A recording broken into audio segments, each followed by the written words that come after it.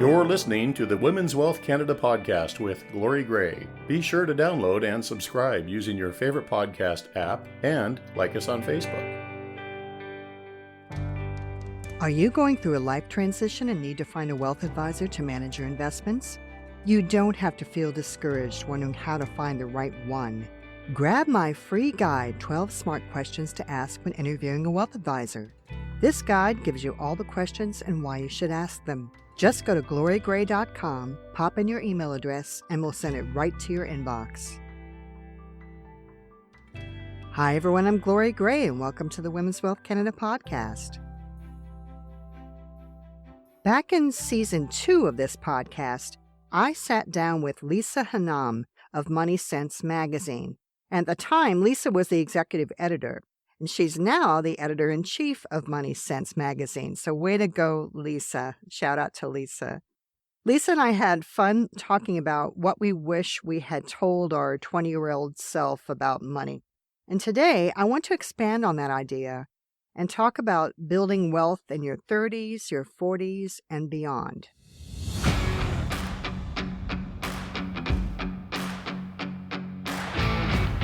The first point I want to start with is that regardless of your age, start by first building an emergency fund. Having an emergency fund is your foundation because it's going to help you keep from getting into trouble taking on too much debt, particularly credit card debt. An emergency fund can provide a financial cushion if you lose your job or you need to take time off.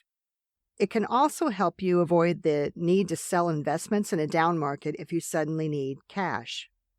A general rule is to keep 3 to 6 months' worth of living expenses in a safe, flexible account, such as a high-interest savings account. I don't recommend you keep it in checking. In fact, I recommend you keep your emergency saving in a separate financial institution than your checking account. And that's because we look at the balance of our checking accounts often, and seeing your savings account there all the time might make you tempted to spend it. You can either start it at another bank or an online bank such as EQ Bank or Tangerine. One that makes it easy to transfer into your checking account if you need it, but that doesn't live there where it can be too easily used. How should you start building an emergency savings account if you don't have one? First, open that new bank or online savings account. Then be honest with yourself. Let's say you normally earn $20 per hour. Can you take the earnings you earned in 1 hour a month and put it towards your financial future? Talk about self-care. You can give the bank where your savings account is held permission to automatically take $20 a month from your checking account and put it into your savings account. You won't even have to think about it. I promise you won't even notice it. And then one day you'll realize, hey, I have thousands of dollars in that account and it equals the amount I need to run my household for 3 months. Then guess what? You can stop saving that $20 per month and move on to other goals. Not only have you solved a problem, achieved a goal, but you've started your first good financial habit, and that is a great achievement. The second important point I want to mention, regardless of your age, is that you should try your best to never keep a balance on a credit card. You can use a credit card and pay the balance completely off each month, but do not keep a balance on a credit card. Credit card debt, meaning carrying a balance on that credit card and not completely paying it down every month, is the one thing that will keep you from accomplishing your goals no matter what your age. Credit cards typically charge 19 to 22%. It takes years to pay off that debt if you're not careful. If you're already holding a lot of credit card debt and want some help paying it down faster, check out our podcast episode called 5 Ways to Recharge Your Financial Goals.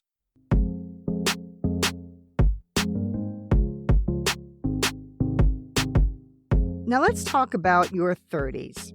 This is probably the time when you first start thinking about making some financial goals for yourself.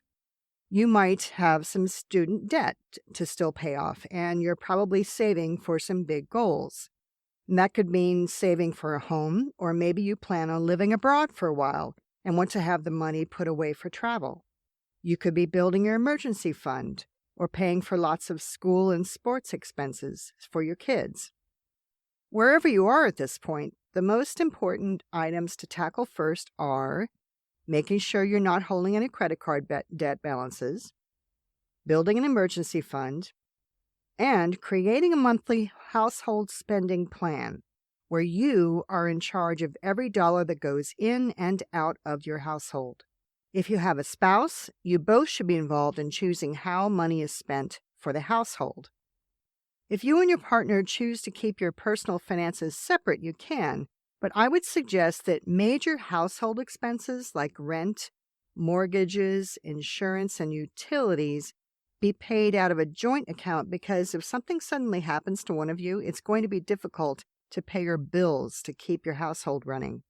Once these three goals of having no credit card debt, having an emergency savings account, and a spending plan going forward are completed, you can start your plans for saving for a home and saving for your retirement.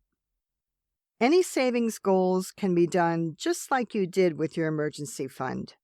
Decide how much you want to save towards that goal each month, set up an automatic deposit, and forget it.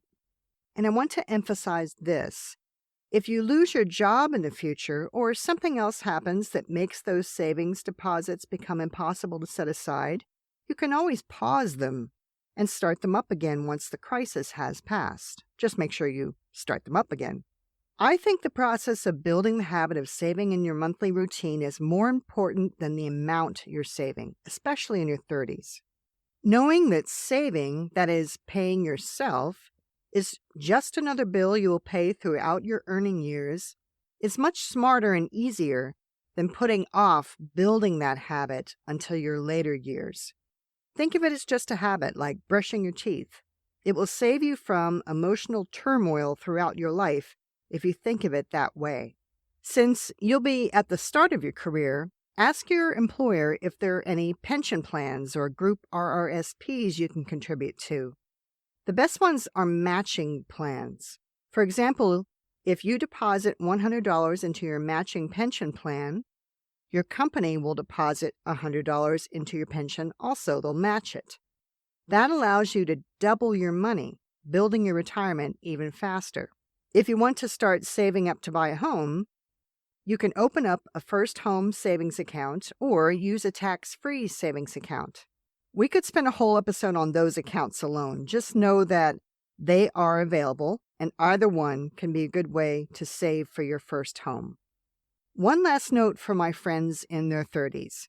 Don't compare your financial circumstances to influencers or others. Their situation in life could be completely different than yours. It's good to have mentors or people who have had success, but don't be too hard on yourself. Educate yourself, develop good habits, do your best, and celebrate your successes.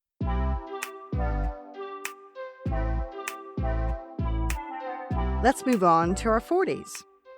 If you haven't had a chance to build the foundation I just described for people in their 30s, start with that.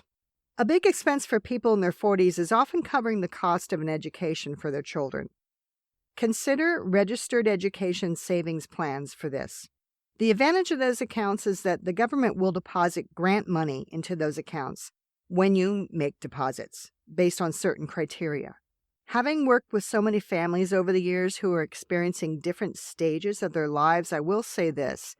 The greatest gift you can give your children is for you to be self-sufficient in retirement and in your later years, so that they are free to live their lives as they would like to.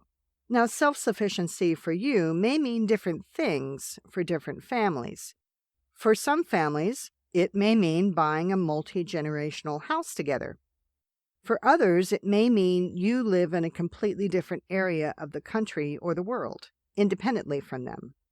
In any case, saving for your own retirement years takes on more importance starting in your 40s. If you can, boost the amount of automatic savings deposits you are making into your retirement accounts during this time so you'll have less stress later on. Since it can be difficult to save for both your children's education and your retirement at the same time, concentrate on finding ways to increase your income so you can save for both. Can you take on a side hustle? Can you ask for a raise?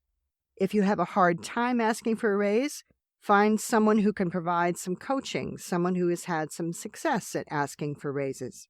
When you're in your 40s, you likely have a lot of people depending on you, and you probably still have a mortgage. Make sure that you have proper life insurance in place so that your family isn't forced to move or cancel their own future if you were to pass away unexpectedly. Consider also what you would do if you were hurt and you couldn't work your normal job. Disability income insurance might be one solution.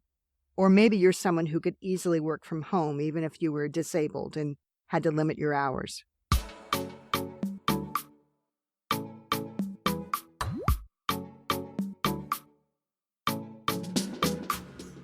Lastly, let's talk about financial planning in your 50s and beyond. I'm running into more and more people who are enjoying their careers well into their 70s, so age isn't so much a factor in our discussion here.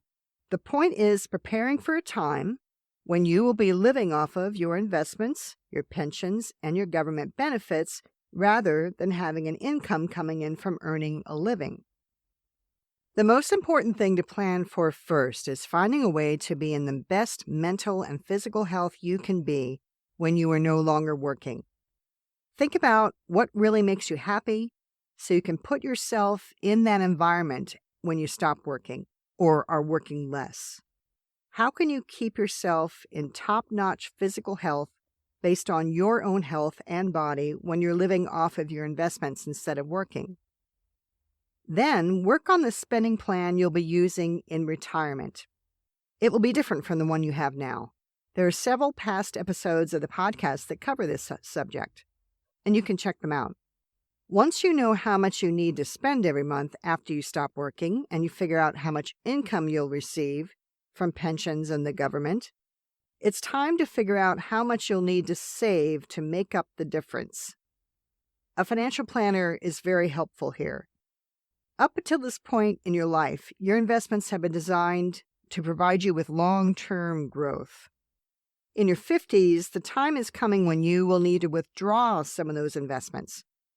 For more information on things to consider as you prepare for retirement, see our episode on retirement investment accounts for my waterfall theory of withdrawing income for your retirement.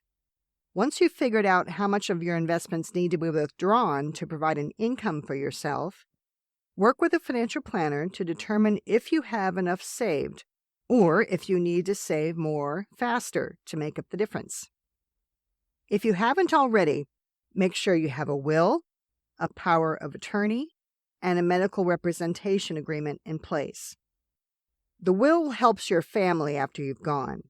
The power of attorney and the medical representation agreements help you during your lifetime. And those two documents can be prepared in advance and can be made so that they only come into use when you need them, such as if you become incapacitated. They don't have to immediately come into play.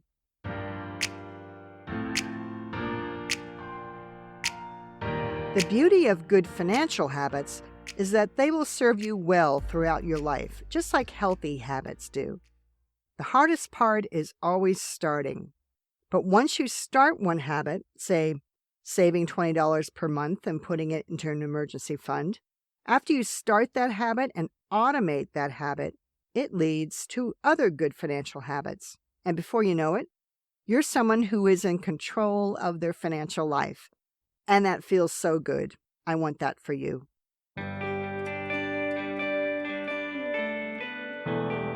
If you need some help on your financial journey, particularly if you're someone in your 50s and beyond and need a financial planner to help you with this next phase of life, our office is accepting new clients this year. So if you live in Canada and want to get serious about getting your financial house in order, go to glorygray.com and get in touch with me. Have you had a success story about your financial journey that you want to share with our listeners? Send us a text through Buzzsprout. If you're listening to this podcast on your phone, You'll find a link in the episode notes that says, "Send us a text." I'm Glory Gray, your personal trainer for financial fitness, telling you to take charge of your finances, plan for the future, but most of all, enjoy today, and bye for now. This podcast is for informational purposes only and should not be construed as investment, tax, or legal advice. It is not an offer to sell or buy, or an endorsement, recommendation, or sponsorship of any entity or security cited. Mutual funds offered through Portfolio Strategies Corporation. Other products and services provided through Glory Gray Wealth Solutions.